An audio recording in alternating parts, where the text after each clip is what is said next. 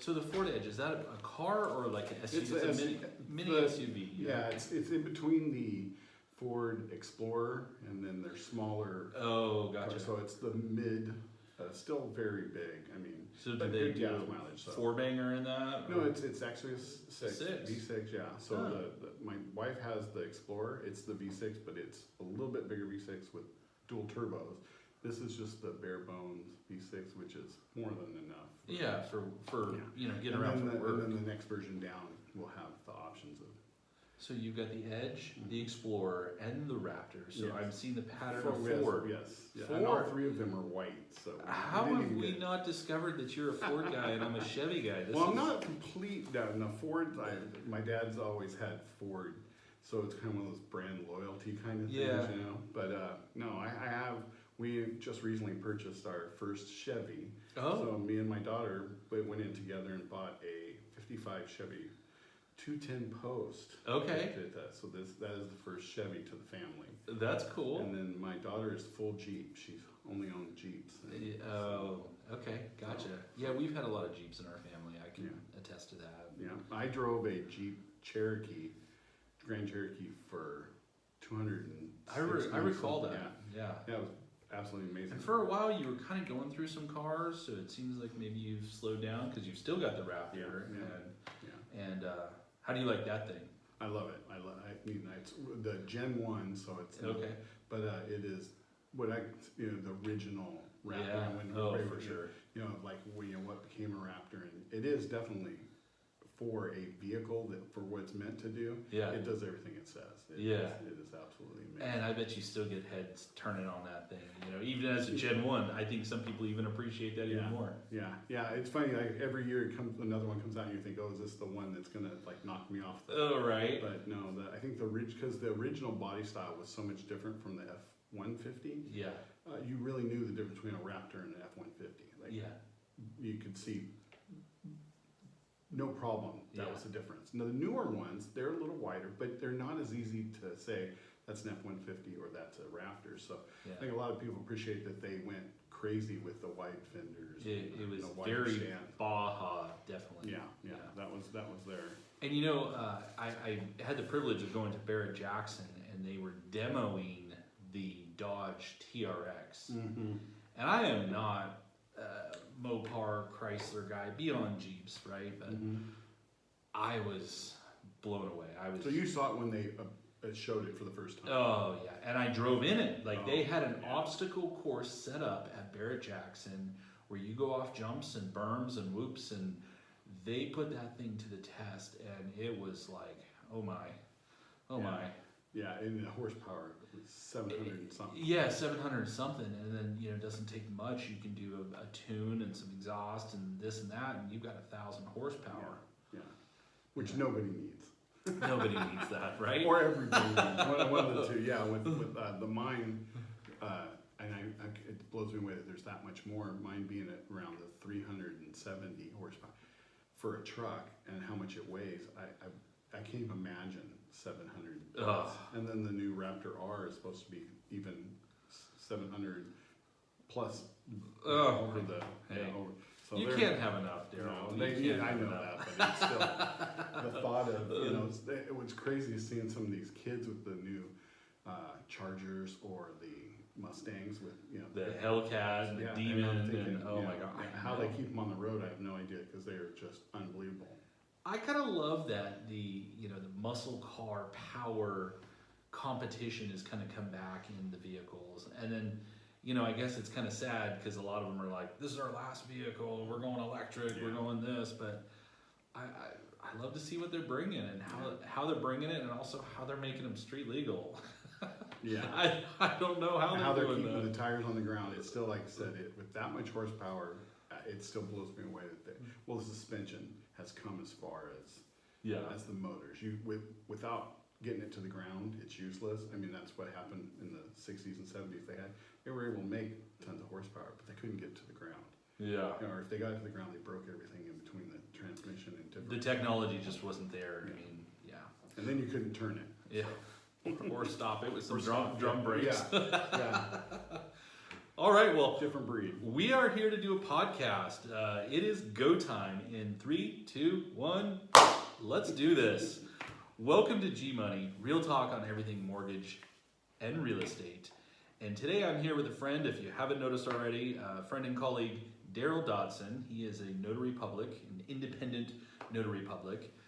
And I've been asking him for a long time. He's said yes for a long time, and it's just the stars have Finally making it aligned happen. to get him here and take an hour or so to really talk to us about notarial acts, what it's like to be a notary, how important it is, and I think it's often something that's probably overlooked a lot, or just they don't understand what goes into it. So we brought in the best. We brought in our A team to talk to us about notaries, and we're gonna just kind of kick it off. We were chatting about cars, but let's get a little bit more about you, Darryl. You're Camarillo. Are you a native of Camarillo? Tell us a little bit about yourself. Yeah, born and raised here in Ventura County, never left. So my dad was in the Navy, went civil service, worked out at Magoo.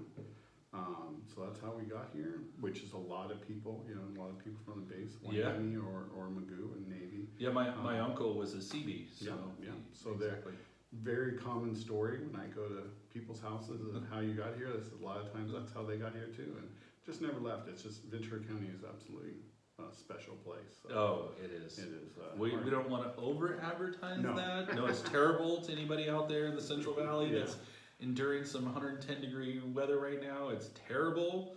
But yes, Ventura is lovely. Yeah, and my dad had 6 brothers and a sister, and a lot of the brothers lived down here and had farmland was big in Camarillo. That's how we ended up in Camarillo. So they had a lot of orchards, and then they went up to the Central Valley, bought more land, and so they left and went up to Exeter and Farmersville and bought more land up there, and ended up being same thing, just doing it up there. But when they were in Camarillo, that's basically all it was. You would ride your bike to the store, but you'd have to cut through 2 or 3 orchards to get there, or if you're lucky, a strawberry field when strawberry harvest is coming around, and luckily stick your hand into the curb and grab a strawberry like nowhere on the planet. So pretty special little. And there's a town in the Central Valley. I grew up in Modesto, but next to it was Ripon, and it kind of held its good integrity, and they had the Almond Festival, and I compare Ripon to Camarillo a lot.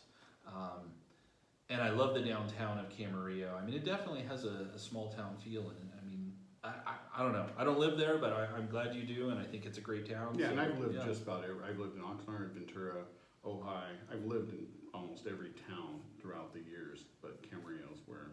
There it is. There That's your. I always end up back in Camarillo. Yeah. So a little bit about you, your family, obviously military background. You married. You have a daughter. I have a daughter. She graduated college and now Did got she a already real graduate? job. Yeah, she already she graduated during the COVID year, so it was a little tough. So no graduation. We had to wait a year, and then was able to go back, and she could then walk. But it was tough for all those families out there that went through COVID graduations. God bless you, because it was tough to spend all that time getting them off to college, get them graduated, and then the icing on the cake for parents to go watch them walk down the aisle. It's like, oh right. man, then you get that. But the school did a great job of pulling back. She went to school in New York, so definitely a different feel. She had been a West Coast girl, Southern California her whole life, and then decided to go play softball in upstate New York and spend 4 years there. I didn't, wasn't sure, but she survived. Yeah. And where she was at though was more of it had snow, but it didn't last. It would snow, looks beautiful, and then it would kind of thaw away, and then they scraped the sidewalks for you in the streets. So I said, this is not like living there. Yeah. Don't think that this is. If you own a home here, for those people that own homes in Loudonville, I know you guys scrape your own sidewalks and stuff. So don't. I didn't want her to think this was how it is. Right. So you said she's got a job now. Like, is she here? Is she out there? She did come back. Well, since COVID, we were she got recruited heavily back there. But during COVID, it was really tough. So she did come home. It was really weird. She was in Tennessee at a tournament, and we got the phone call that they're leaving from Tennessee to fly home. They weren't even going back to school. So they left from Tennessee, said bye to all their teammates, not even saying any bye to their school people, flew back to wherever they were living, and that's kind of how we sat till COVID was over, which like everybody else. But so since she didn't have that recruit, it was tough. So she came out here, and then she got recruited out here and found a great job in Thousand Oaks. And, Oh, good. she worked with her mom for a little bit. Okay. Her mom's in this industry, and Yeah. to get her like teeth cut on like what it's like to have a real job. Yeah.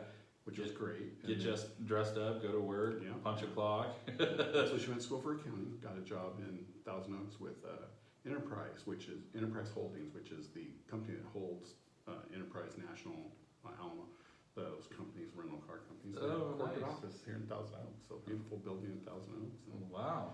she realized that the government takes a little bit of your money. Yeah, I was waiting for that. I didn't say nothing. I waited until that Right. first check came in, and she flipped open that thing and all the deductions. Who's FICA? Why does he get all my money? Yeah, you see those jokes all the time, but when they first get that reality of this is what I made, this is what I got to keep. Yeah. Definitely There's a disconnect for sure. absolutely. Yeah. Yeah, she definitely. So I met you pretty early on, I think, Yeah. when I relocated here. I relocated from Modesto to Ventura in 2010. Kind of a weird transitional time in the industry, very tough after and still going through the foreclosure crisis. And I personally just decided I love what I did, but I needed to kind of get a little fresh start and get some cooler weather and kind of reinvent myself. And I hit the ground running, and I don't recall the exact year, but I know it was pretty early on.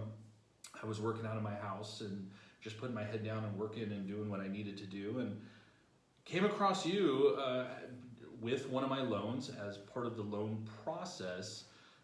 Towards the end, you sign the formal loan commitment, right? What's your promise to pay, and some of those documents get notarized, some of them get recorded, and so I had always kind of done my own, attended my own signings, and I know from day one when I met you, I was there, and we just kind of hit it off, and so the rest is history, but it's really not, because I can't stress the importance enough of, and we're going to get into, and why don't you chat about it? What is a notary? What do you do? What is, what's your job that you do on that? Yeah, and there's a big difference between being a notary and then being a signing agent, and not in the sense of that we're rocket scientists, but the difference is, and one of the things I stress to people that are just starting to do this or doing any kind of loan signing is that a lot of times you're the last person that they talk to or see.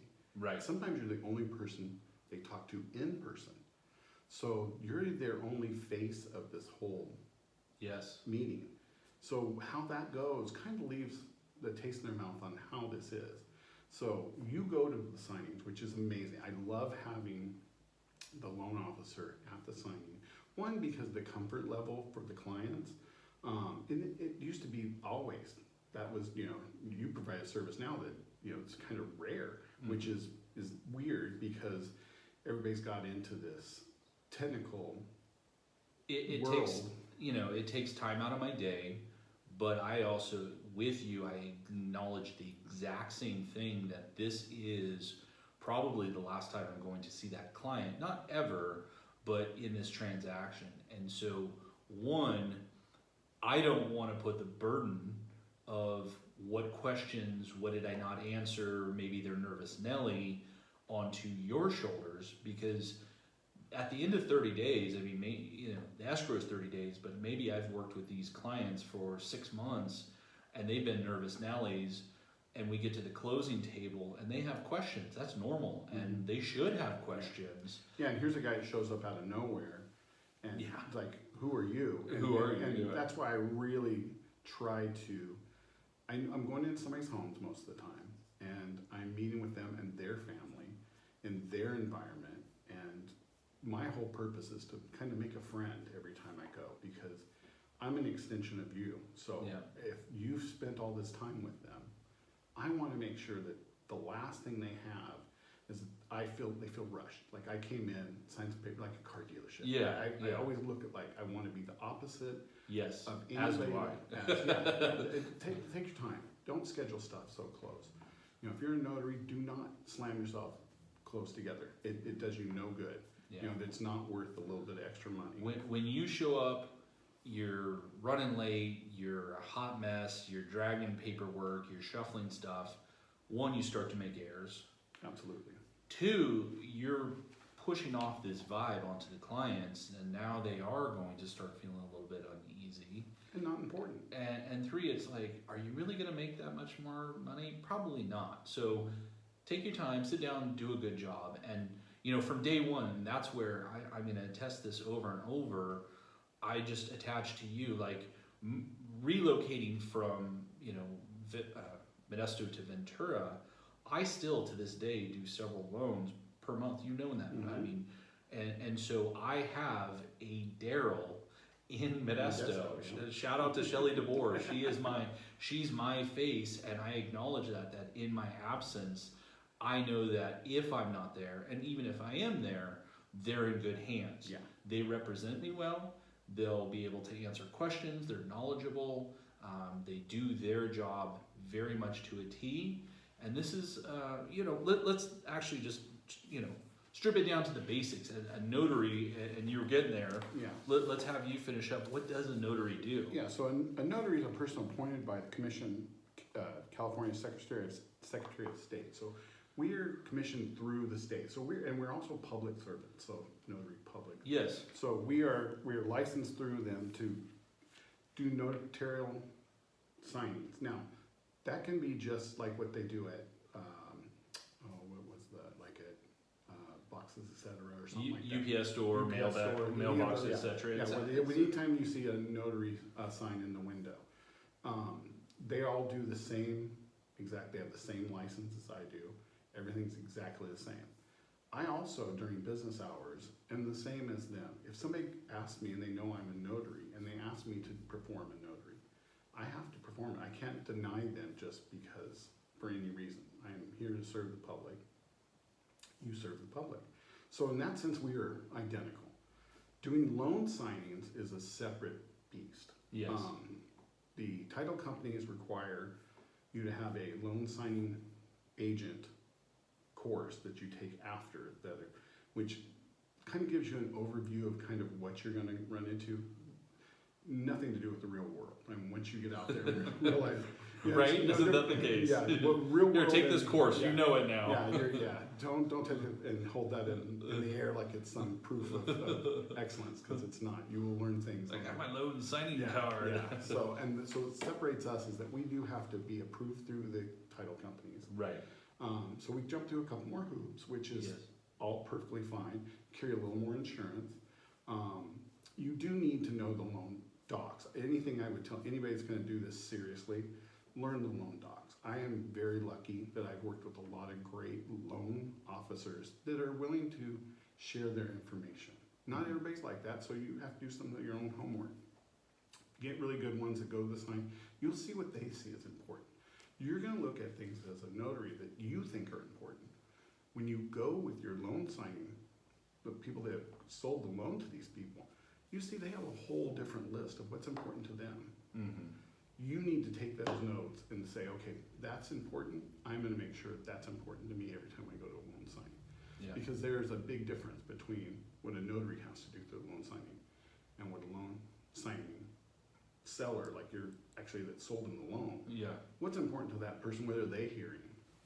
So in those terms, I always try to make sure that I listen to the client and make sure that everything that's met, besides the notarial and stamping it, that those needs are met. Now, with that being said, notaries are not attorneys.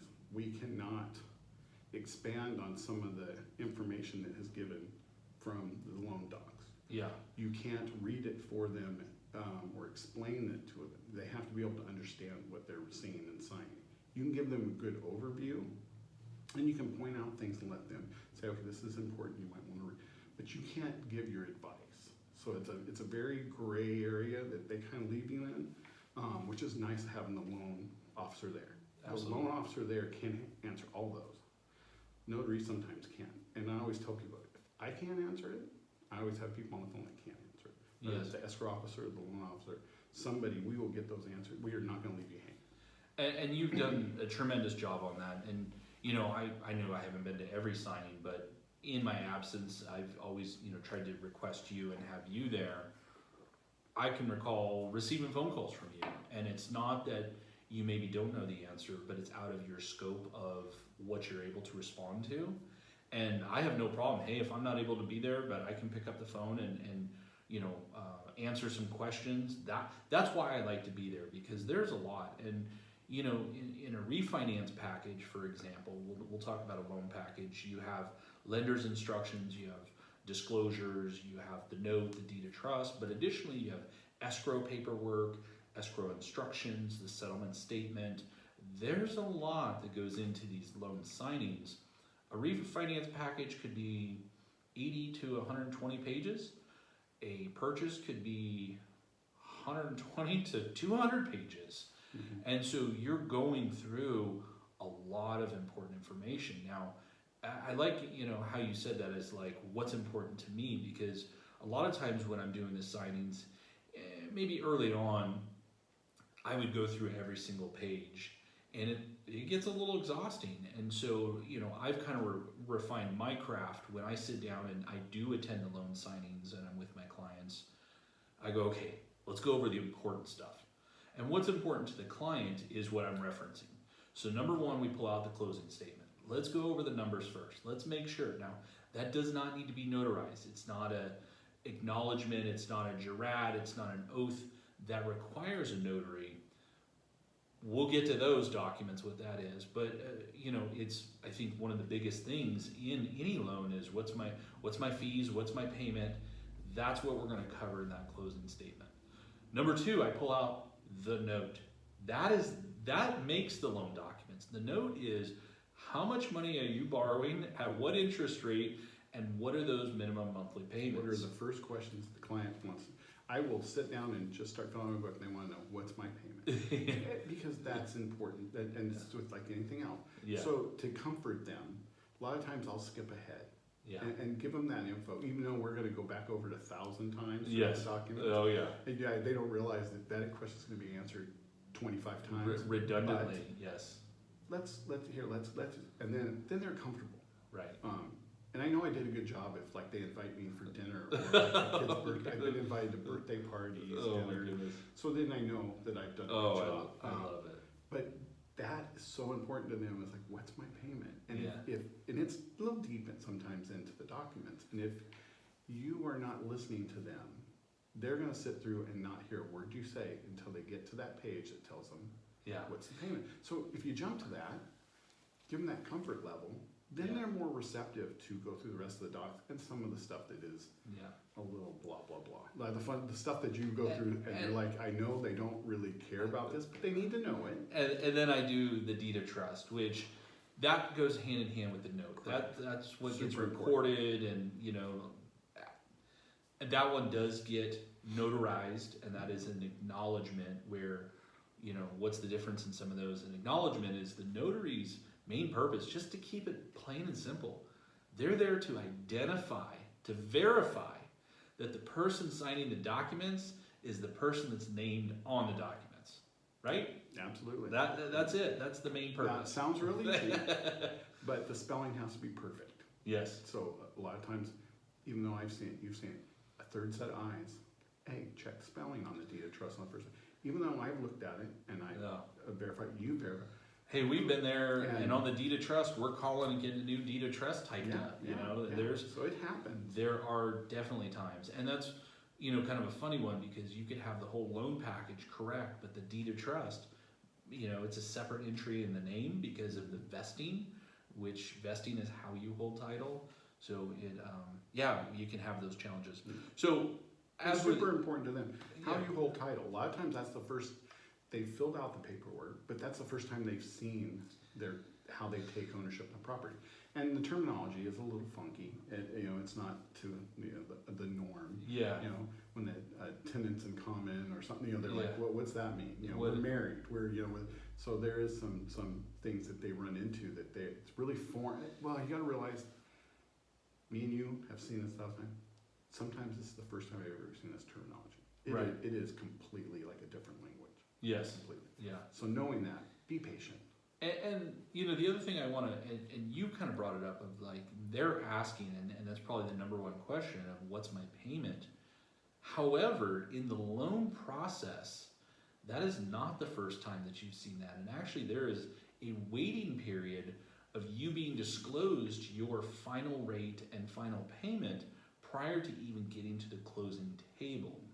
I think what's different though is those are often, I'm going to say 99.9% of the time, electronically signed. Yeah. And so it's more just in passing that you just glance at it and maybe don't take it all in. Well, sometimes people read, I'm getting this a lot lately, is I couldn't really see it on my phone.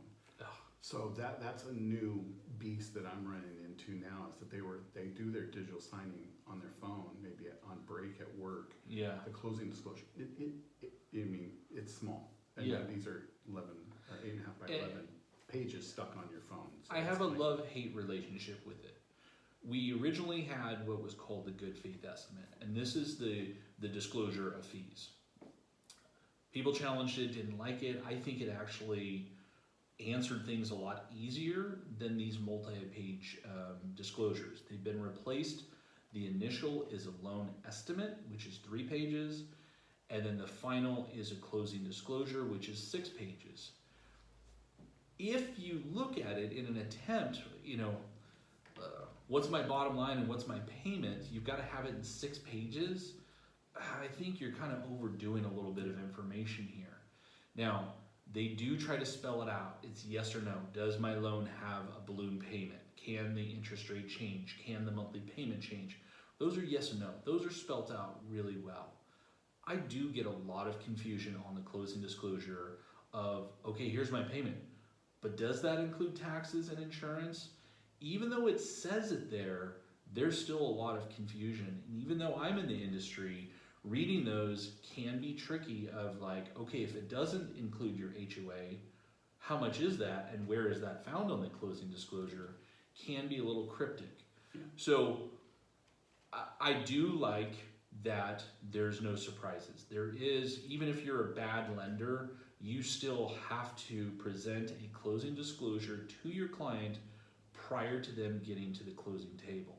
So there shouldn't be, hopefully on your end, maybe that's resolved better. I'm not saying that it's been perfect, but maybe it's been better that they, I don't know, you tell me, you're firsthand. Okay, so seeing, like I said, this is where real world kicks in. Yeah. A lot of times, and especially right now, if it's a purchase sale, you got to realize the client you're sitting down with maybe had to go through all this to sell their property. Now they're going through this all to buy another property, and sometimes there's a rent back. There's a lot of things. They're taking in so much information. Yes. And you walk in and they've heard it, sure. They've heard it, it's been spelled out. I mean, it couldn't be any clear. And honestly, sometimes they glassy-eyed over, they're like, I have seen so much stuff between now and the time you got here. And that's where the patience comes in. Okay, I understand what you're going, I've sat in that seat before. So let's go, let's take our time. Let's start at the beginning and get that comfort level right away. Part of being a notary is also making sure the person is coherent and understands what they're. So these conversations you have at the beginning, you're kind of, as a notary, weeding them out. Hey, if it's an elderly couple, are there wits around them? So do they understand this information you're giving them? Those are kind of, not only are you wanting to make sure it is who it is, but that they can understand that's part of your job too. And making sure somebody's not making them sign anything, that there's not somebody on the phone telling them to sign when they're not comfortable. Right. So you're doing this as you're going through the beginning parts, which is like closing disclosure you're discussing, and making sure they're completely comfortable at the time you're there. Mm-hmm. 3 days ago, they might be, hey, I have all, I know all this information. All of a sudden, 2 or 3 things happen. They're at their kid's baseball game. You're signing them. They just, try and get dinner ready, and they have no idea. they're like, well, I don't even remember day one. Start over, Yeah. start from the beginning, and How- get them comfortable. And How often do you get it where, on the opposite side of that, we have some of our regulars that we've done a lot of loans for where, okay, where do I sign? Yeah. Let's do this. And they want to just make it as fast. How often do you get that? quite a bit. Okay. And I try to have the same rhythm at every signing. Yeah. Some of them might sign a little faster, some might sign a little slower. And what's important, it always cracks me up when I allow, and that's with keeping control of the signing. We wanted to cover that when so we'll just cover it now. The notary needs to keep control of the signing. That means keeping the docs in front of you, having control when you hand it to them, and hand it back, look at the document, flip it over, or however your system is. But to control it, that way you're controlling the whole conversation. You can control the speed. If they're getting too fast, mistakes are going to be made. You might be a county away, so you want to make sure every signature is there. Flip through them at the end, but when somebody starts getting fast, things get messed, dates get messed, or dates get the wrong date. Initials So slow are the messed, people down and talk to them between there's other things. You're not there just like I said to sign documents. Find out a little bit about them, ask them a question or two, and then that'll slow them down enough to where they're not just boom, boom, boom. You will get those people though. All they want to do is sign and get out. Yeah. And And let's circle back. I think it's important, and I know this is part of your process. Right in the beginning, can you pull out your valid ID? yeah. So, as a notary, what types of ID can you accept? Yeah, so there is I'm part of the Notary Association. I'm not speaking for the National Notary Association, so just get that clear. But I am I would advise, if you become notary, to join National Notary, because they have hotlines that you can call during your signings, anytime, find out information. That is They're true. your book. I also carry my notary book with me, which tells you all the legal things. Driver's license is the best, but keep your eye out. Driver's license, after you do this for a while, you'll see driver's license. You'll see some, every once in a while, that it just doesn't feel right. You have to have it taken out of their wallet, because there's a little number at the bottom where it was the date of, oh gosh, I'm drawing a blank here. The Data manufacturer, data it was taken. Yeah, I've yeah. seen that. So you have to have that little number. So it's best to have them take it out of their wallet or whatever, and you hold it in your hand. Look at both sides. There are some little numbers, little key things you can pick out. I have seen multiple times fake IDs. So you have to be aware. Don't just rush through that part of thinking somebody handed me a driver's license. So driver's license, passport. If you have any, and that's any driver's license in the United States. So And as long as it's valid, right? So it's It not can't be expired, expired, can't be yeah. punched out. can't be punched out. Yeah, it has to be a valid ID Do you accept? with some preferences. The ID has to have description of the person. Okay. It has to have their date of birth. It has to have an expiration date, and it has an issue date. That's that little number, Yes. issue date. It has to have those things on there, no matter what ID it is. So military IDs used to be great, but military IDs now have put all that information on a chip. So the military ID has a photo and the name, doesn't have any of the other information. So you can't accept that. You can use that to proof of like with something else Yeah. for your comfort level, but that can't be the one and only thing. It has to have a description of your blue eyes, blonde hair, brown hair. Temporary IDs are printouts, and they've now have a photo, a black and white little photo. Are those acceptable? No. No. No, it has to be the actual card. Okay. Some people will even try to do, if they have the card and it's expired and they have their paper saying that paper is null and void. Anybody can print out that. They don't. I mean, but Yeah. as No, you I look get at it. things Yes. as it has to be that card that is hard to duplicate. Yes. Same with passport. You can have a copy of a passport. You can't take one off their phone.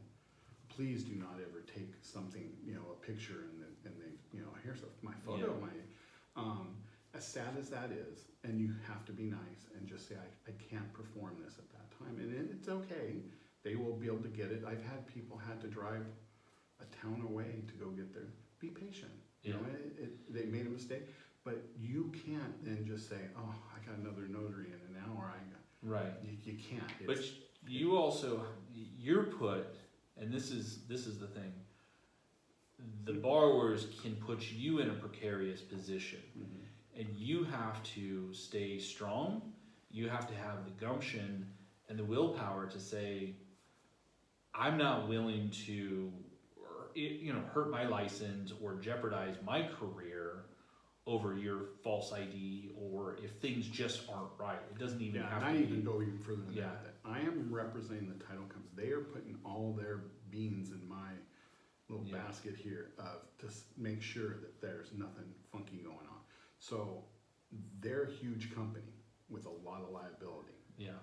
Take that as important and know that you can't do anything that jeopardizes your title company. So at that point, you have to say no, and you do have to refuse the notary at that point. It's something where I always do that at the very beginning. Yeah. I also, when you make your appointments or when you work with somebody close like me and you do work, they ask for, make sure you have valid ID. They go through this when they make the appointment. If you are the one making the appointment, please always verify all that stuff before you get there. It'll save them a huge headache and save you from having to turn it down. And this is kind of goes with experience now. Our company no longer, and this was a while ago, I think with the Patriot Act, you have to verify ID to open up a new account, but in lieu of us as an originator, that I'm incentivized for the loan to verify it, we turn it over to the notary because, again, that goes hand in hand with what's the basics of the job is to identify that the person signing is the correct person. So in documentation phase, for the longest time, I stopped obtaining IDs. And I don't know how many years ago I changed that because as best practice, what I was finding, and you can attest to this, I want to talk about names, the variation in names and what you call yourself versus what's on your ID, or what's on your ID versus what's on your social security card starts to become gray. There's not consistency. And so number one, when I obtained the photo ID in the application phase, the documentation early on, I'm validating from day one that not only do I have the correct name, I have the correct spelling. And I've even had this recently where it was a loan and the gal had a discrepancy on her ID that it was spelled incorrect. And so we actually rolled with it because what was going to be verified on her ID, even though it was incorrect, for a notary to correctly notarize it, I knew that there was going to be, we had to go with that. And then after we closed the loan and she got a new ID, then we can update the everything. And I also get that a lot with new marriages, right? And that's very common that you're newly married, new house, and it all happens really quick. That goes back to the team aspect of, I'm part of your team. Yes. And then part of your team is also the escrow officer. So if we all three work together, one of us will catch things, and that's the extra set of eyes. So say you don't catch it. That's okay, because maybe the escrow officer is having a phone call conversation and she says about just being married. Oh, I'm going to ask this question now. Is your license? Yeah. Because you might have filled it out as her married. They're super happy. They just got married. Yeah. My name is blah, blah, blah. Well, it's not. Only on marriage license. Marriage license don't do a notary. But so if one of us in that chain can catch that early, then those things can be fixed. They're easy to fix if you find them early. Hard to fix if you're at the site. And that's great to say because there is ramifications. Nobody likes having their credit report pulled. Yeah. However, my credit report has to match how the names are presented. The other thing I want to chat about, and I'm going to turn it over to you to chat about, is I see it more commonly. There's not just, traditionally 3 names, a first, a middle, a last. We're seeing a generation 4 and 5 names, hyphenated names, all kinds of names. And on that, talk about names. How many can you have on there? How can it vary? Can it vary? What's the rules? It cannot vary in the sense of, and this is now another going back to what you're doing as a notary.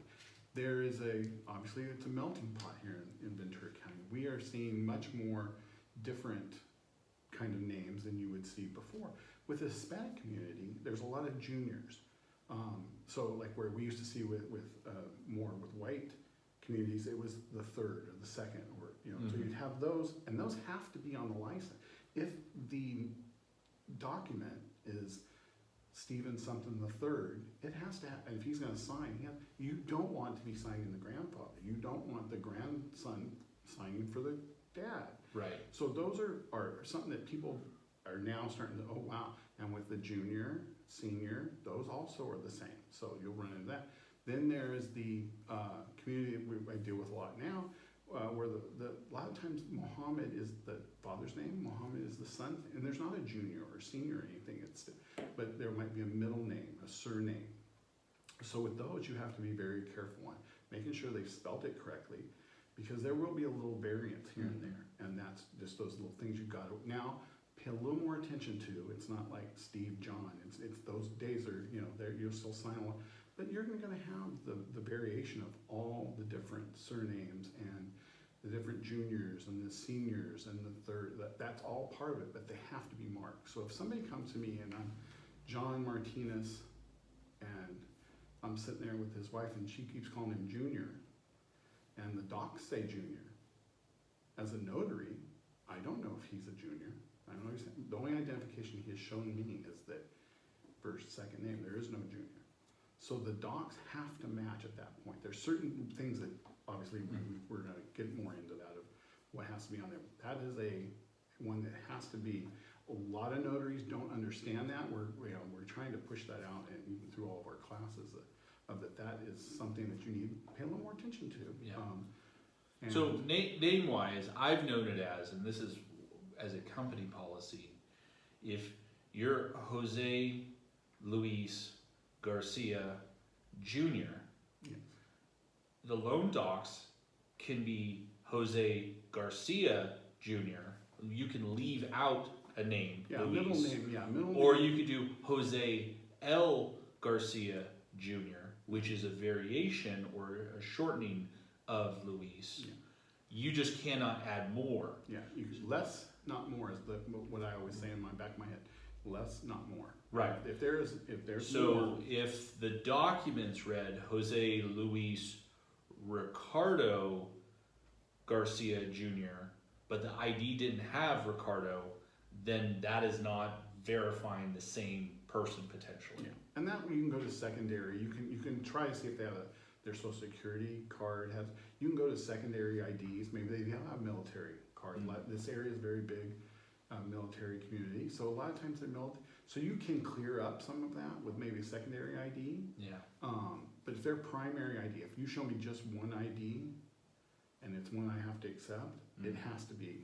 It can't be any variation. Like I said, it can't be more. It can be less because like a middle initial. A lot of people do put their middle initial in. So a lot of, but it has to match. It can't be Steve John Smith and then the next thing is Steve L. Smith. It'd be J. Yeah. But I've seen that happen before. Well, he's got two middle names and it's John Lee Smith. And he's like, well, I use that. Well, that for me, it's great. But I can't take your word for it. Well, I'm not here to take your word. I'm here to take your proof of identification. Here's the other advice that I can kind of share with our listeners here is, I get it commonly where somebody will just, they're going to apply as Greg Abrams. And that's my name, right? Mm-hmm. Greg is my common name. Mm-hmm. My legal name is Gregory. Mm-hmm. And you have to think of this from a legal standpoint. If you were to contest that somebody took your house, right, took it from you because they signed off as Greg Abrams, there's probably a lot of Greg Abrams. Mm-hmm. Now, how do I differentiate myself from another Greg Abrams is my full legal name, Gregory, and then I encourage people to use a middle name if they have one. Not everybody does. Mm-hmm. At least a middle initial. Mm-hmm. Because if we were to look in the United States, how many Greg Abrams are there? Probably thousands. Great name, by the way. Handsome men out there. I know there's a lot of you. Now, if we were to narrow that, how do we narrow that down? As we go to Gregory Abrams. Yeah. Okay, now we go from thousands to 5,000. We've cut it down in half. right? 10,000 to 5,000. Now we go Gregory J. Abrams. That pool just shrunk to 100. Yeah. And then Gregory Joseph Abrams, from 100, now there's 10 of them, right? So again, the more information that is accurate and precise that follows your ID, it just saves you in the long run from any headaches of having to deal with or further prove. There's a lot of shady people out there. Let's just face it. Yeah. Unfortunately, it's true. So how do we mitigate the risk? How do you mitigate that on your own? When you're applying for something like a loan, you're going to sign legal documents. Use your full name, whatever that may be. Yeah, and that's a lot of younger couples we sign now. They, you give them that advice, and they're like, "Oh, my signature." But to legally to have that's you're going to sign these loan docs like that. It's best you did that. Okay, Let's let's bring that up, because that's the next thing is the signature, right? Yeah. How many signings have we been at, and it's like, okay, I applied for the loan as Gregory Joseph Abrams. I don't typically sign that. My typical signature is Greg Abrams. When I'm signing, I have to sign as my name, Gregory Joseph Abrams. Yeah. So you may have to adapt your signature to read correctly. You may have to add, and I've seen this many times with us signing, a middle initial in there, right? And I've seen it where we've had to go back and go, you need to add your middle initial because they're not used to signing that. Yeah. Elaborate on the signing and how signing the name versus the name and how that needs to match. Yeah, so obviously people have signatures. You've seen people that have an actual signature where it's almost like a stamp. It's a certain form. Looks nothing like their name. You couldn't pick out a letter or other than maybe the first letter they sign. That's a signature. How we are taught to look at those is if I can read it, I have to see it. So I sign a lot of elderly people, or older people. I shouldn't say elderly for all those people that are my age. I'm not elderly. Right. And they have great penmanship. So you're seeing every character. When they go to sign my book and everything, now I will. That's that thing I look at the beginning and I was like, oh, okay, look, I know they're going to be signing a deed of trust, so I'll have them sign my book, and I can then look right away and go, okay, I see there's going to probably, so I can go over that at that point and say, okay, you're going to be signing these loan docs as you see it appear. Now, if they sign my book and I see it's a signature, it's just a squiggly line that's how they do it. It's all connected, and their name is in 3 parts. And it's one thing all connected. I asked them legally, they signed it, I said, is this everything in here in this signature? And if they answer me yes, then I'm not a signature expert. I'm a notary. So I can't argue with them and say, no, I don't see a G or an F. Right. So I am accepting that. And I've heard you multiple times, is this Gregory Joseph Abrams in that signature? And they have to answer the question legally. Yes. Now, if it's 3 names and their kind of signatures kind of broke up, then you might have to add a 3rd little squiggly. You have to make at least your signature. And so many people, they couldn't hand or cursive their name if they tried. I remember a girl telling me, I go, you have to sign this in cursive. And she's like, what? Well, I don't know how to do a G. Do it. So I had to show her how to do a cursive G because they don't teach it. But so there is some old school that's running into new school stuff. That is one of them. But if it's a signature, no, you can be comfortable. Because a lot of newer notaries get real, afraid of what do I do here. Mm-hmm. You sign as you see it appear. That's the main question. And if it's unlegible to you, then you ask them the legal question and make sure they're comfortable with that. Because someone will say, no, it's not all in there. And then you have to, okay, well, show me your signature with it all in there. Yeah. And then go through that phase. And then you'll get to the point where the docs will be signed. Because the docs will get kicked back. And the docs get kicked back, it's your fault as a notary.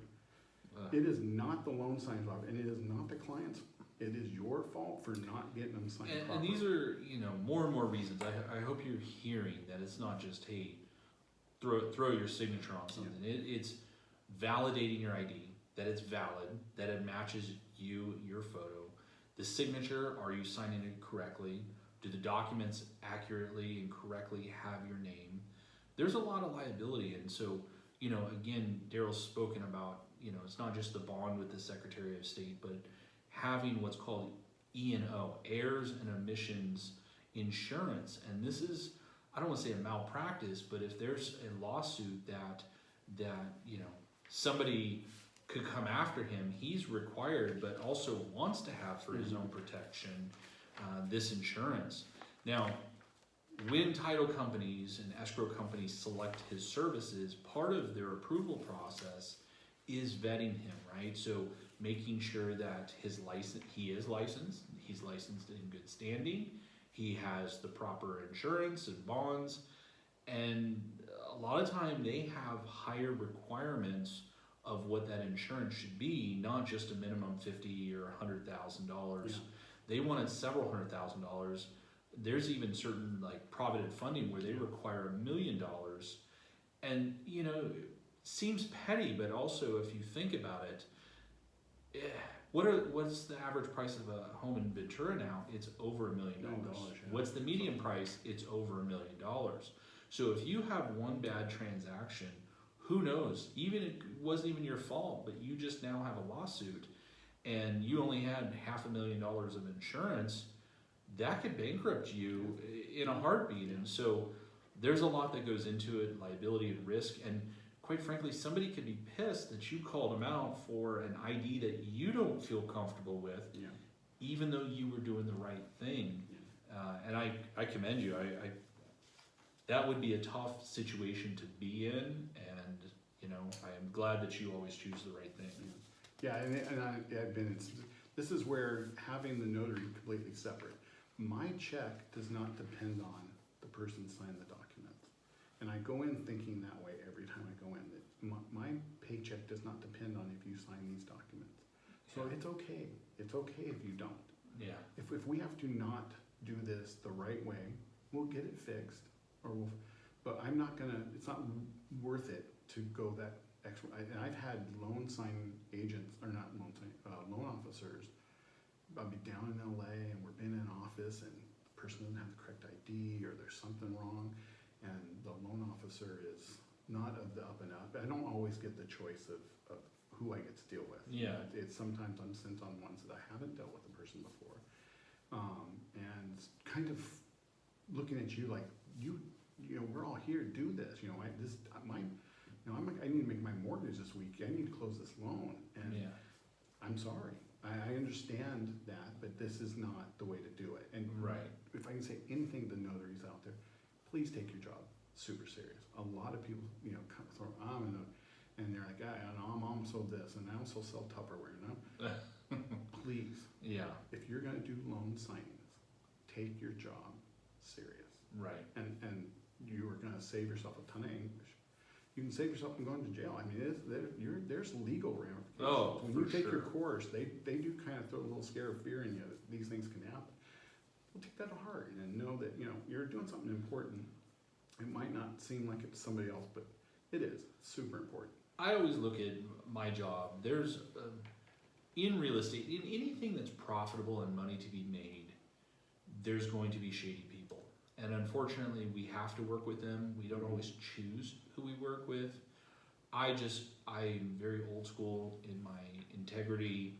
I'm a man of my word. When I shake a hand, when I say something, that means something to me. And at the end of the day, if, you know, I've turned down loans and it's I just didn't feel right. I just didn't feel comfortable. There's something that you get that feeling in. And to me, it's not worth a $5,000 paycheck to be my last $5,000 paycheck. Yeah. Right? I don't want to lose my career over somebody else's desperation or attempt at that. And, you know, I don't separate yourself. Like, I want to help you. My heart says I want to help you, but I can't put my family in jeopardy to do it. You know, it's just not right. You know, I'm just not the right person. And the great thing is, like with working with you, you find people that are, you know that are on the up and up. Be nice to them, get to know them, so that you can work with them. Because it's much better to work with you than to, you know, like I say, go to the ones where I don't know. Because I know when I see a loan of yours, I know that people are going to be super happy. Right? You know, I walk into smiley faces, which is a great feeling. But then, you know that you want to work with that person for a reason.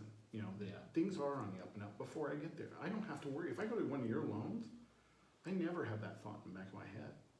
So find those people, work with them, be good to them, and stay Yeah. with that group and I be think, part of that team. you know, again, even listeners of like, maybe you don't do a lot of loans, but you need to establish your team just as much as hopefully I'm your lender. I want you to have the preference to say, hey, I want Darryl at my signing. And, you know, when the escrow company calls you up to schedule, I think there's the also misconception that like, oh, if I drive to the title company and take time off my work, that it'll be less expensive and you're trying to save $20 or $50. Quite frankly, they all have a job to do. They're there to work files, right? They bring in outside notaries at their office. Now, they may provide a discount because it's during the day or it's, you know, whatever, but what's the discount? $50, $25? I tell my clients, let's have you sign when and where you want. I want it to be, if you feel comfortable in your own home and it's quiet and there's no distractions, let's do it at your home. If you got kids running around and it's too crazy at your home and you don't want that, let's go to a Starbucks. Let's go to my office. Let's go somewhere else. But again, I think you're really hitting this on the head, Darryl, is like, you know, having your team and also creating that experience. It's not worth a few bucks. Pick the time, the location, go through the docs, ask questions. Now, the loan signer, again, I think you're there to understand what a note is, and you can answer on behalf of, this is the note, this is the promissory note, this is the promise to pay, this is the deed of trust. That gets notarized, that also gets recorded. You can speak to that. But when they're asking you, what's your interest rate, you can't speak to that, right? Because you don't know anything about that. Have you seen any better rates out there? I get that question. What's the best rate you've seen? Well, I don't answer. It's not I'm not privy to that. Yeah. Each loan I look at is that's it. You don't share that information. Oh yeah, yesterday I saw it was 6.32. You know, Yeah, no, yeah. That, you know, You're oh, who getting did you hammered go to? over here. Yeah, oh, I can't believe you're signing these. You know, that's never the way to go. So with that being said, Yeah.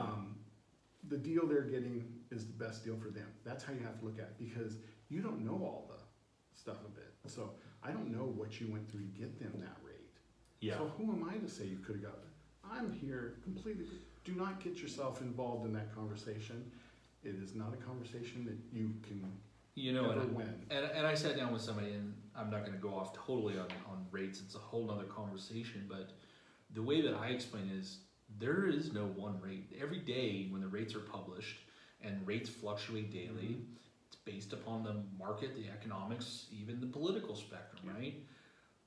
Just because you have a 780 or an 800 credit score doesn't mean that you get the best of the best rates. What goes into the rates is probably 30 different factors. Yeah. It could be occupancy, right? There's a major Loan to value, different rate for a primary residence versus an investment property. Loan to value is another huge one. So when you have to look at it as, let's price out the scenario. How risky is the scenario? The lower the risk, the lower the rate. And that's how you have to look at yourself, right? Mm-hmm. Hey, I have missed a few credit card payments. Hey, I have a few collections.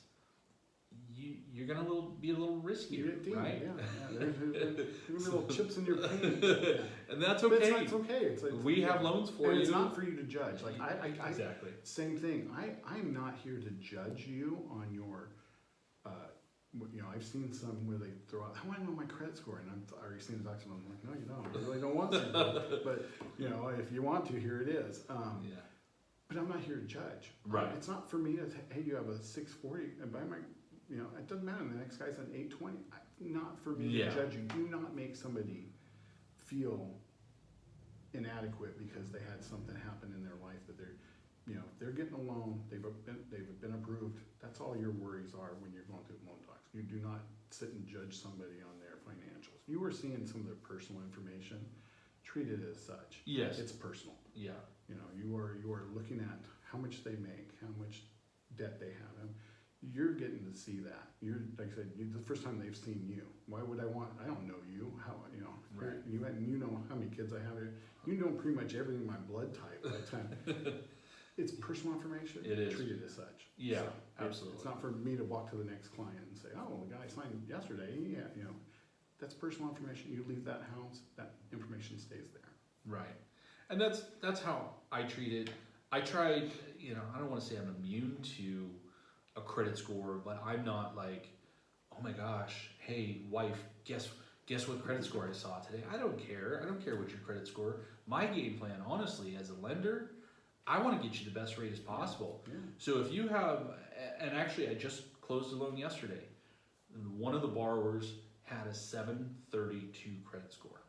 740 is the cutoff for the next tier, the better pricing. And I've worked with this client before. He's a great guy. He does very well for himself.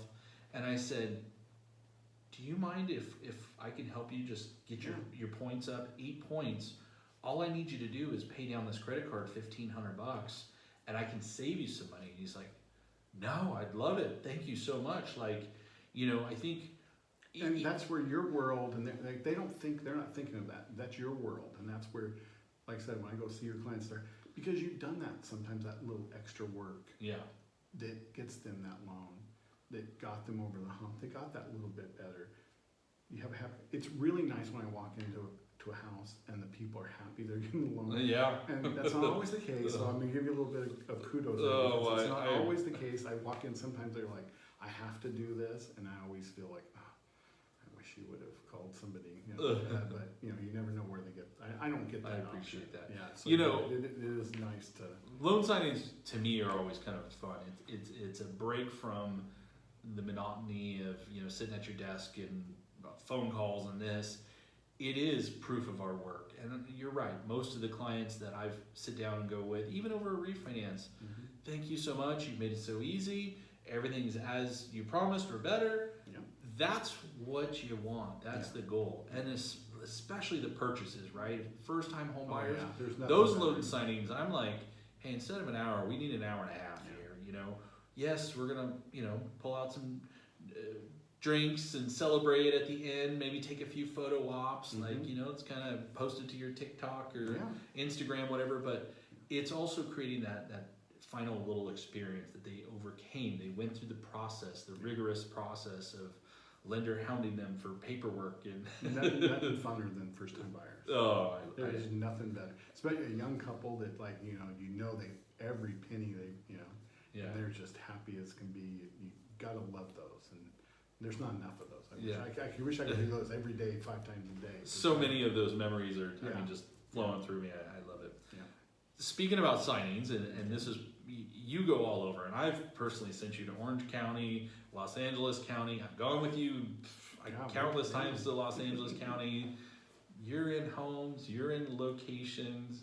You've got stories, my friend, and I'm not talking. I don't want personal details. Almost 20 years. I don't want personal details. I'm not trying to go there, but I'm like, what are some things that you've interacted, like crazy times? Like I mean, I've had signings, I think, at midnight before, like early ones, late ones, far ones.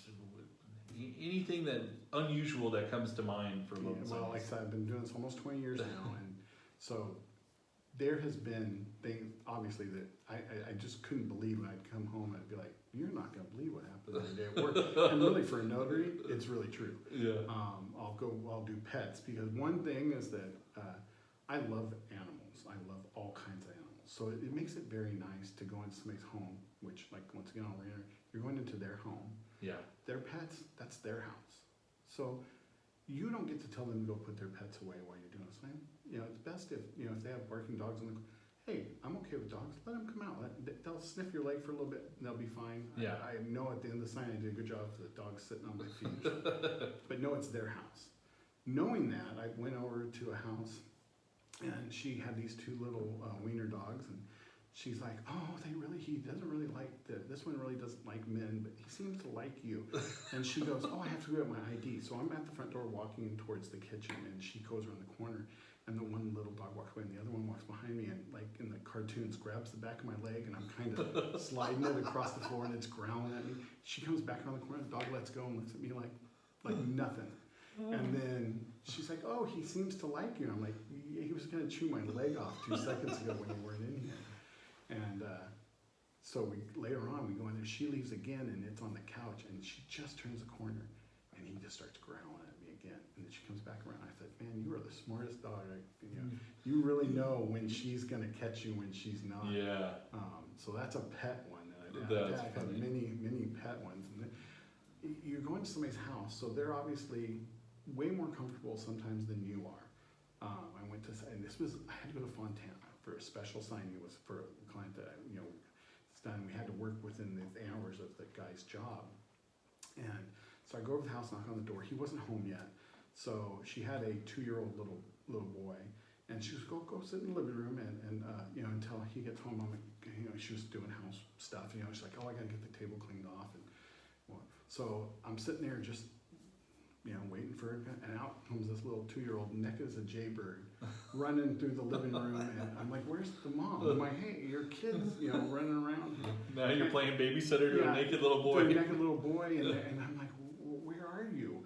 And so then she finally, now he stays naked the whole time. The whole time. The dad comes home. Her husband was a water polo coach. Okay. So he comes in with the big polo long jacket. Well, he comes down and sits down to do the signing in his Speedos. He takes off his jacket, sits down beside me in his Speedos. She's over there. They felt very comfortable with you, Darryl. 2-year-old, and I was like, these are just those signings where you just think of, am I being punked? Are they just waiting for my total uncomfortable reaction that I'm just so can't get through this? When's the camera popping out? Yeah, because literally you expect at that point, you're like, there's no way this is happening. Yeah. Like I said, he's 6 foot something, and it's just you just never know. And I got a request. I was telling you this before we started. This, that I got a request at this one. After all the years, I got a request I hadn't had before. Was an unscented notary. An unscented notary. They requested, and I was thinking to myself, an unscented. What? And so I asked the person, "Well, what does that? What do I do? I mean, at what point am I have any smell?" And it was an early signing, thank God, and I was able to get out of the shower and not put any cologne, no nothing. I was like, my toothbrush, is the toothpaste gonna be? Because he was really. I would be so self-conscious of that. I was even taking a shower, you've got the soap, and you're like, is the smoke, the shampoo, soap too fragrant? What point am I making any kind of scent?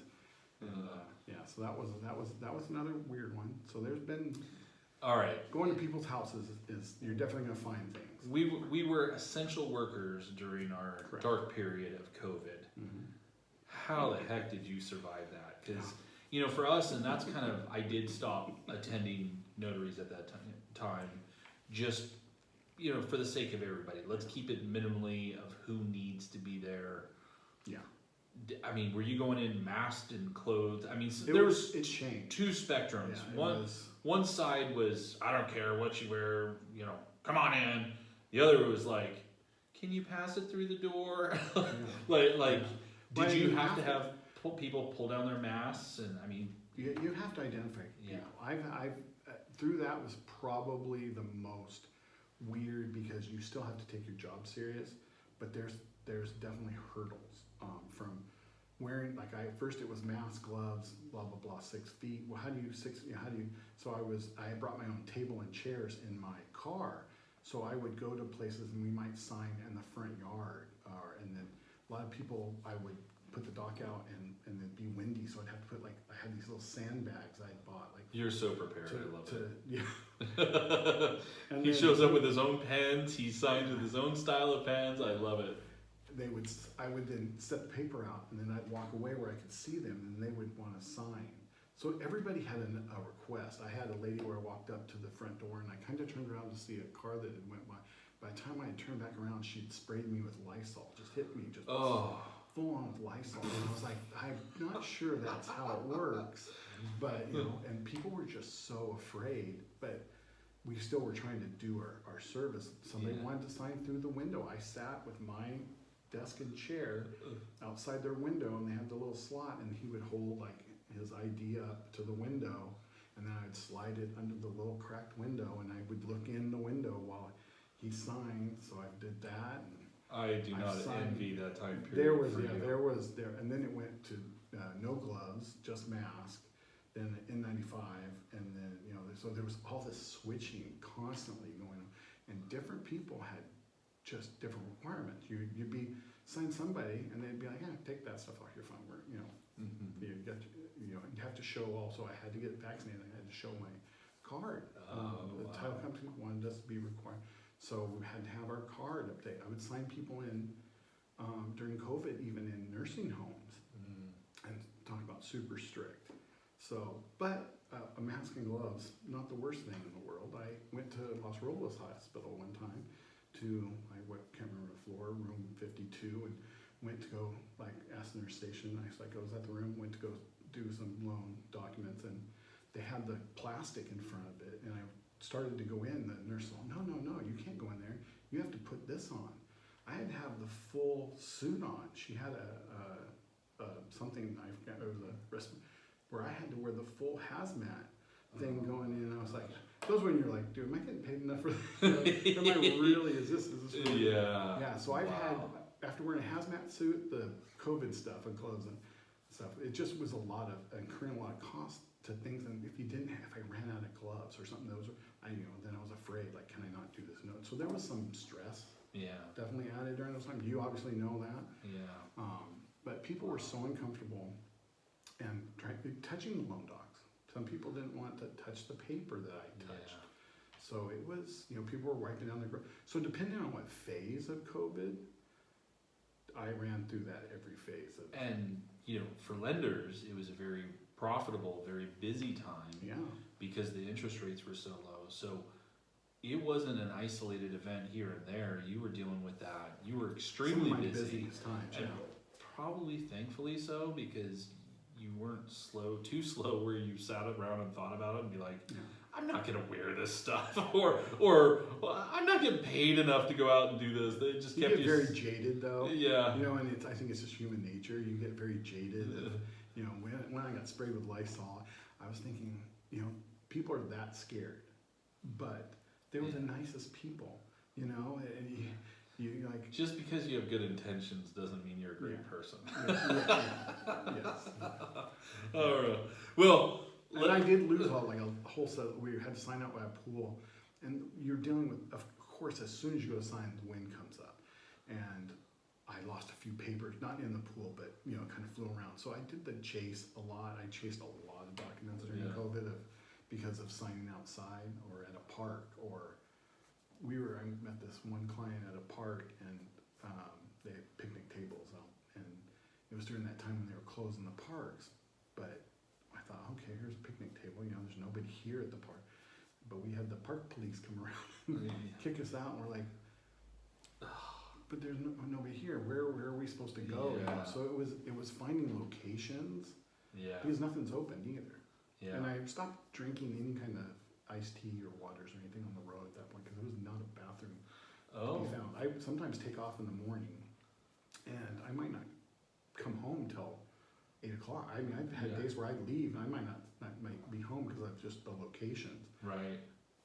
But you have to find a bathroom. Well, there's no bathroom. There was no bathroom to be found back then. Nobody would let you use the bathroom. So that was the toughest part of COVID. If I was like all of a sudden took off for the day, and I'm now in Santa Barbara, and I'm like, man, I really like an iced tea right now, but I am not. I'm not risking it. That's a long way from Santa Barbara to Camarillo, and not knowing if there's going to be any place. I'm talking any place that would allow you to, you know, it was really crazy times. Horrible. Horrible times. Good times money wise. I'm glad it's behind us. Yes, me too. I don't know. I think the eventual truth will come out about the lab and whatever, and I'm kind of disappointed in a lot of things. Maybe how the government probably knew more, and, you know, it's something. I'm not a conspiracy theorist, and I'm not trying to go off on a tangent. I just want it to be a learning lesson. It's going to happen again, right? There's going to be some type of, you know, whether it's chemical warfare or the next virus that hits us, there's going to be another time, and I hope we just, as people, kind of look at that experience and say, where did we go right and where did we go wrong? Yeah. And kind of muscle through that. Yeah. So, and another notary rule on that, since you're talking about You can't, you're gonna go into houses where different nationalities, different religion. Be respectful for those. Yeah. Know who you're supposed to shake a hand to, know who you're not. How you address maybe the wife. And I've always taken the cue from you. I can't tell you how many times. Would you like me to take off my shoes? Yeah. You always said that. I think number one thing. Yeah. If I see Hi, a pile I'm of shoes in Darryl. front of the house, Do I need to want take you off my put- shoes? Absolutely. And be prepared to take off. I walk through many a house with my and wear twin socks. Every notary you go to. With that being, like I said, with them all have all these. Do not talk politics or anything. When you Oh, go. well, It is that's something the Notary Association now really said. Just don't bring it up. It's you know it's not something people want to talk to you. There's lots of things to talk about. Guide the conversation somewhere else, but yeah, you know try to avoid for sure. politics. It hurts families. It definitely will hurt yours. You do not want somebody calling saying, you know, I had this guy come over trying to preach to me about, you know, and I've had some notaries. Some of the complaints I get from it. Oh, I so enjoyed you because, and then I take those notes because why? They made put my pets away. They brought up their politics or religion, which those little things right there wouldn't take their shoes off. You know, you're at their house. You know, the last lady wouldn't or man would not do this or wouldn't do that. And I'm like, okay, well, this is your home. Mm-hmm. So know that as being a notary that those are things that you need to know going into this. If you're not comfortable with that, then maybe it's not the right job for you. Right. Or spending 8 hours in your car. Another topic that I know that we've spoken with in the past is, and it's kind of funny to reflect backwards, but always forward, is what's the future of notaries? What's the future of a notarization? And I know 10 years ago, you know, cutting edge was they dabbled with some electronic notaries. What do you know what's available? How do you feel about it? What are your thoughts on any of that? Yeah, so it was funny because I was looking through my notes here too. There is now what they call remote online notarization. It's called a RON. This is the other thing of this industry. Get used to people abbreviating everything. PUDs. Yes.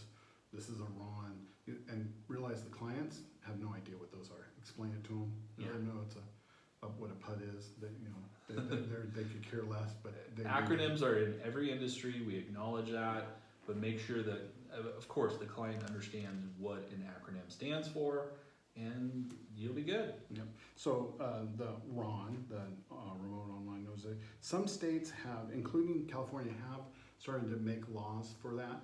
What we're running into now is that AI, a lot of this was starting to be developed pre-AI. So things you can do now with your phone, you couldn't do just less than a year ago. So I think these laws are going to be altered for digital identification. Some states will actually let you do, and knowing in California you can't do that here. I can't do somebody in Oklahoma that does a notarization. About 3 months ago, I took a class, just an online Zoom course offered by First American Title. They're one of the larger title companies, and they insure and they handle this stuff. And it was about the RONs. And what they have to get on board with the technology is not just the act where you're signing it remotely in the presence of a notary and they could be remote, but you also have to have a county willing to record it and understand, accept it, and document that, because a lot of these documents being signed become public record, like a deed of trust and a grant deed in a purchase transaction with a mortgage. Both of those get recorded. And so the county recorder, Ventura County, Los Angeles County, my understanding with First American, California was not quite on board, and it was due to the county recorders. Correct. Yeah. Is what they were saying. Now, I've seen it, and I'm going to give my 2 cents because it's my show and you can listen to it. But no, I've seen it where presently we're starting to do what they call hybrid closings, where you electronically sign a portion of your loan docs, and then when a notary like Darryl shows up, you you have 10 documents instead of, you've got 50 pages instead of 200. Yeah, a lot of the disclosures and everything are pre-signed. I'm okay with that. I think I'm just okay. The part that and I'll tell you why I'm okay.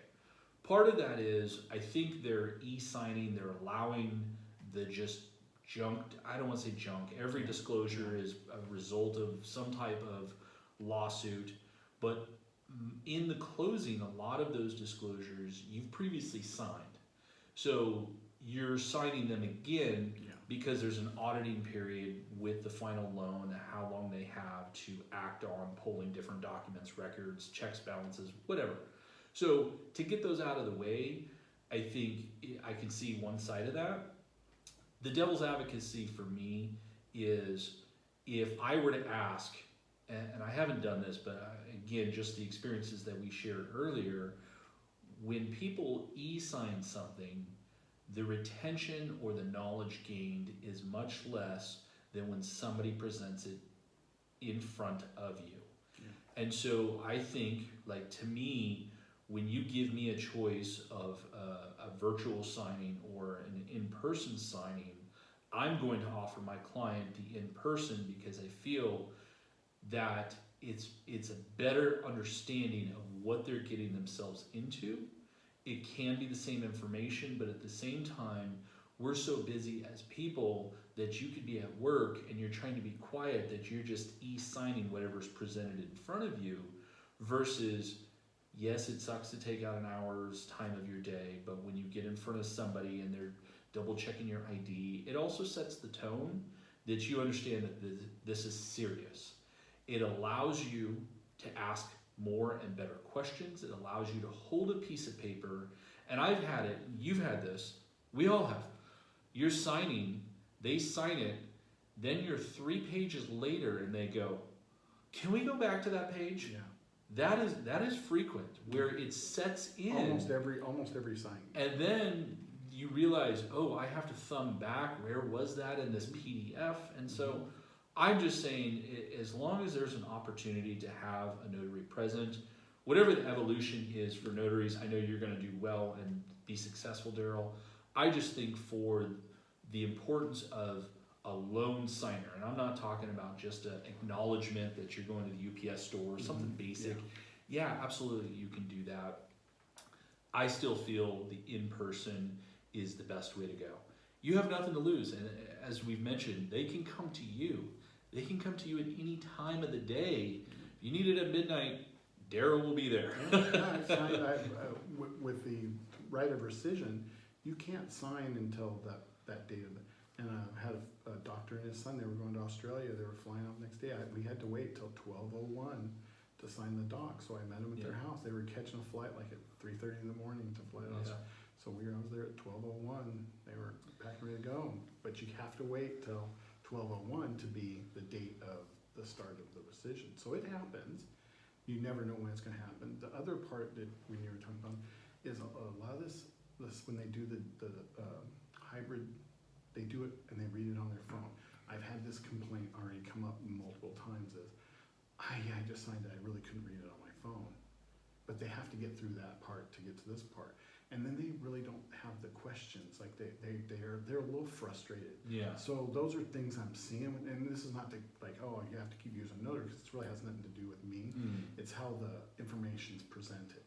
And I thought it would be the younger people that be, great. They're the ones having the most complaint about having to do which shocked me. I would expected. They're a lot more diligent in reading and reviewing and asking a lot more questions. Yeah. But when they're doing the e-signing, they're flipping, like you do when you're doing the other stuff. Yes. I'm signing up, they go to the bottom, push the button, click.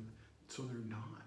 And I was shocked because I was thinking, oh, this is the push, because younger people are doing things differently. And this is why the technology, step up with the technology and they're the ones that are doing it less. They're not as diligent. And I don't know why, because like I said, the importance of when you sign loan, like when you go to somewhere and you have the loan docs and it's in the package and it's your first house, and the importance of it, it makes you feel like it's one of the biggest things you'll do in your life. So it should feel like that. The hybrid signings take a little of that away. And I don't know why. I've not really yet figured out why doing some of the stuff. Like I said, some of it is repetitive. But I've gotten that feeling. It feels disconnected because it's broken up in multiple parts. Yeah. And that's why. But some are connected. Like if you didn't read that, and this part, yes, that's the part that I think. But they're e-signing ahead of time, and you know, for my clients, I'm just letting you know now. I've opted out of that. Like I could on your loans, and I've decided no. If there's, you know, any of you that would prefer that, it doesn't save that much time. Let me know. I might spend the same amount of time. I might spend that same amount of time with the e-signing. So if it's not saving you time, let's go through everything. Well, it's kind of like all or nothing is my thing, right? If it's really going to save you time and be efficient, we're all going to do it all the time. Or let's just take the time to go over it and really walk away like we did our diligence. Yeah. That might change. That might, we might get to a point where, people are just like, I'm just so comfortable now with this. Yeah. Right now, it doesn't seem to be that way. Like I said, I go thinking, the stack has gotten about half. I'm like, this will probably take a half hour. And we'll spend just, because the important stuff's in that little stack, you spend the same amount of time. Because a lot of times when you're going through a signing, other than flipping through and saying, I did read this and I have a question. It happens a lot when they're reading through their documents. You know this as well as I do, is that not everybody reads the full document when you're there. If it's a refinance, you let them know, hey, you got 3 days to go through all this stuff. If it's a purchase, they don't have those 3 days.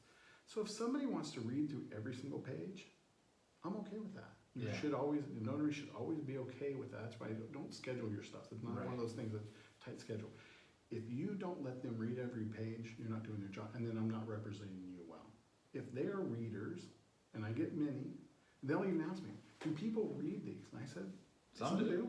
And you're more than welcome to. Because some people, that's their comfort level. Yeah. Let them have that comfort level. And I've sat through, and it's funny because they seem to always ask the questions that are unimportant. They just want to ask questions. I get it. They want to wait for that, like sound smart. It says over here I can have 2 cats. Is that no, that's not important. That's your HOA document. It has nothing to do with you. So I did have a first this last year, and it's a good message to put out there because I always say this, but even more so is always communicate with your loan officer. I say it, up there with the attorney. There's some privilege here that you tell me, and it's private, it's personal. Share that information. So I'm halfway through a loan, and the borrower says, I leave tomorrow. And I go, you leave tomorrow for where? Oh, I'm going to Poland. When are you going to be back? I'll be back in 6 weeks. So we closed the loan, and we had to use the American Embassy. They had to drive a few hours to the capital. Is an easy. They had to drive to the capital. They had to make an appointment with the embassy there. They had to get the loan documents notarized because at an embassy, it is American soil. Yeah. And so they didn't do the stamp. It's more of like the seal, the crest. It was very unique. And then they had to overnight the documents to us. Yeah. I mean, there was cost and time involved. And I don't know that I could have even had it done before they left, but, provided as much information to save some of those added steps. And, hey, I didn't even know we were going to pull it off. It cracks me up when people plan knowing they're buying a home, and then you're like, you knew that this was, you planned this to be harder on yourself. Let me know the day before you take off. Okay, we got you. Yeah. We got you. Make it happen. That's your job, my job. Make it happen. Yeah, the embassy signings are, and go on that. As a California notary, I cannot sign outside of California's line. So even though there might be somebody in Arizona with me and we're with California, I cannot notarize them. I have to be on California soil. My notaries through Ventura County, but it is good for the whole state of California. Right. So, if you ask a notary from California to sign something out of the state, we can't do it, even though we might both be from the same state. It's happened a couple of times where, so-and-so's gonna be here, and I'm like, it's out of the state lines. So it's same with the embassies. When you're going to the embassy, you have to always have to make an appointment, and it's not like quick sometimes, depending on what country you're in. Yeah. But it is American soil. And I believe they had to pay. Yeah. I mean, I know they had to pay, but I don't know how much. Yeah, some countries it's not easy. Yeah. My wife being a escrow officer, I get to hear some of the other side of the story. There's 3 parts of this. Right. So me and you are 2 parts. There's a third part, a Right. neutral party that sits out there. And I work with some great escrow officers that have been in the business for a long time. Margaret and some of the other ones that have just been phenomenal with their experience. And they have seen everything also. You know, like when you get to a point in your career, you're like, is there anything new? Yeah, right. And, you know, for escrow and loan officers, there's always that one. There's always that new one. Yep. So, Darryl, with that, I mean, we've been kind of chatting quite a bit about stories, notary, what you do. Any last final thoughts? Anything that we didn't talk about that you feel is important to share? No, we went through the acknowledgments real quick for acknowledgments, jurats, and oath. We were kind of covered a little bit on that. Acknowledgments can be signed not in front of the notary. It's the only one of those that can be signed pre a notary getting there. Still has to have the correct signature. Yeah. They still have to correct that, but it can be signed prior to the notary getting there. They then sign your book, and you have to verify from your book their signature. It's a match, you know, with their identification. With a jurat, you have to be in front. Well, both those you have to be in front of the notary. A jurat, you can't sign the document unless you're in front of the notary. It has to be signed the moment you're there with the. And isn't the jurat more attesting to the document is true and accurate? Yes. Yeah. Versus the acknowledgement, you're just acknowledging that you are who you are. Yeah. Yeah. Yeah. So an acknowledgement would be made for the deed of trust. You're acknowledging the deed of trust. A signature affidavit would be saying that these names, these AKAs, are true to the best of my knowledge, and that's what the jurat is. You're using Gotcha. for that jurat. Then you have the oath that is taken. The oath is taken also with the jurat. You would raise your right hand. Yeah, you would say the oath. There's different oaths that to be taken, but it is a more formal. And I would imagine, I'm sure it happens, but it's probably pretty rare. I mean, yeah. Yeah, it's much most of the loan documents is acknowledge based, yeah. and that's all we're asking is, Yeah. you know, they've already attested to the disclosures that hey, it's their primary residence. We asked them with an acknowledgement 12 times. And asking that too, the client is in control of which a jurat or acknowledgement.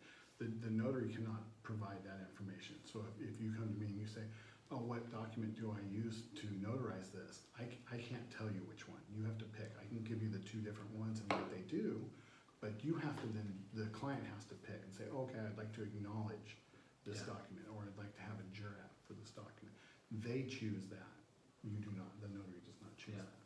And next we're going to kind of just, wrap it up here of how do we find you, Darryl? I mean, I know how to find you, but I want anybody listening in Ventura County, Los Angeles County, I'm going to say for just one acknowledgement, but he does travel. Mm-hmm. I want you to see his services, how easy, convenient, comfortable he makes it on you. Do you have a website? Is it just your email or your phone number? Just my email or phone number. At the beginning I did a little more advertising, but then I got into the point of I also do graphics. Also, I run a freelance graphics business, and I kind of run them the same. So word of mouth is really, so if you like my service, if I provide a good service, you will then pass my name around like how people. Absolutely. When somebody says, oh, well, Greg, I'm so-and-so's sister's brother's cousin. And of course. Greg, and that's why I'm doing it. That's the same way with me. So not that I'm like, oh, I don't want to, but you can reach me at darryl.dodson@yahoo.com. DODSON. DARRYL.DODSON@yahoo.com. And then phone number, I guess I can give that out here. So it's 805-551-1567, and that's my cell phone, and I do answer it 24. We do notaries 24/7. So if somebody's out there needing service, you like my service, you like kind of what I said today, I'd be more than welcome to help you with your service. Again, reiterating, when it's time for your loan and the escrow officer calls you up and they say, hey, I've got a notary, ask who that notary is, or say, you know what, I have a preference. Is that okay? Yeah. I'd really like to use Darryl Dodson. I'd like him to sign at my house Friday at 5 o'clock.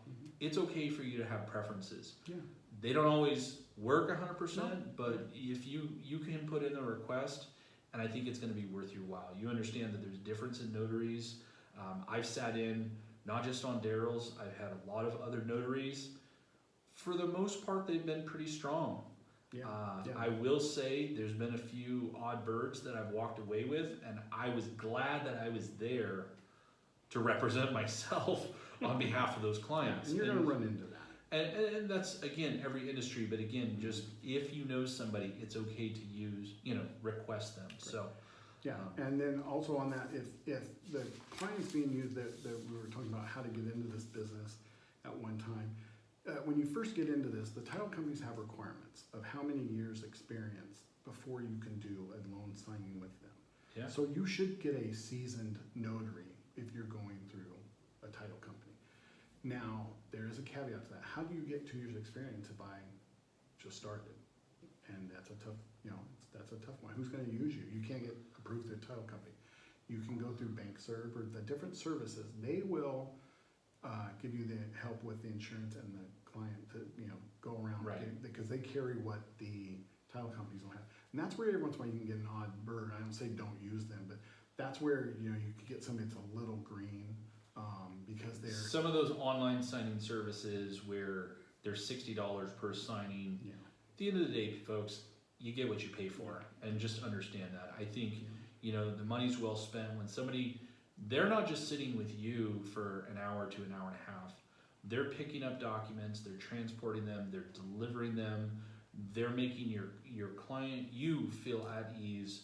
It's worth, if there's a $50 or $100 difference, it's worth it hands down. Just do it. So, with that being said, Darryl, thank you so much for coming in today. This was just a highlight for us to share. One, the camaraderie and the teamwork that we have together, and then two, for the listeners to kind of understand a little bit more what goes into notarial acts. And thank you all for listening. Make sure you subscribe. Stay tuned for the next episode. This is Greg Abrams on G Money, Real Talk on everything mortgages and real estate. We're out. Peace.